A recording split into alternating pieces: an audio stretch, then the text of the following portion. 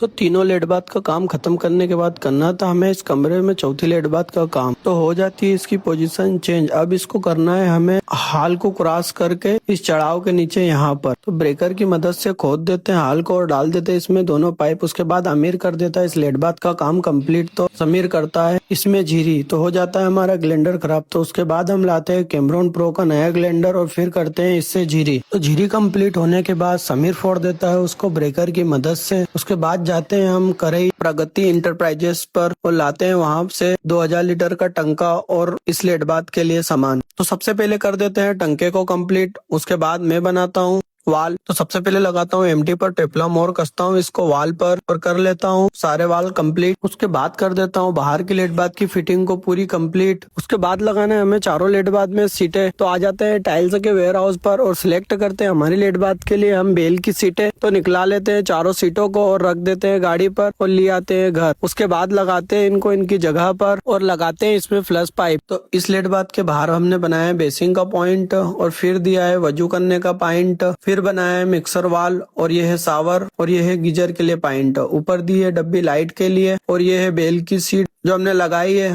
और उसमें लगाया है प्लस वाल का पाइप। और इस तरफ हमने दिए एक कमोड के लिए पॉइंट और ये है कमोड की सीट लगाने के लिए पॉइंट। और सारा काम कंप्लीट करने के बाद पैक कर देते हैं पाइपों को और आ जाते हैं घर के पीछे क्योंकि ये सारे पाइप भी हमें करना थे पैक। तो सारा काम खत्म करने के बाद आ जाते हैं हम नर्मदा पर और करते हैं नाव का इंतजार। तो आ जाती है हमारी नाव। तो उस पर चढ़ाते हैं हम हमारी गाड़ी और सामान और निकल जाते हैं घर के लिए। तो इस व्लॉग को करते हैं यहीं पर खत्म और अगला व्लॉग देखने के लिए इस पेज को फॉलो करें और वीडियो को लाइक करें।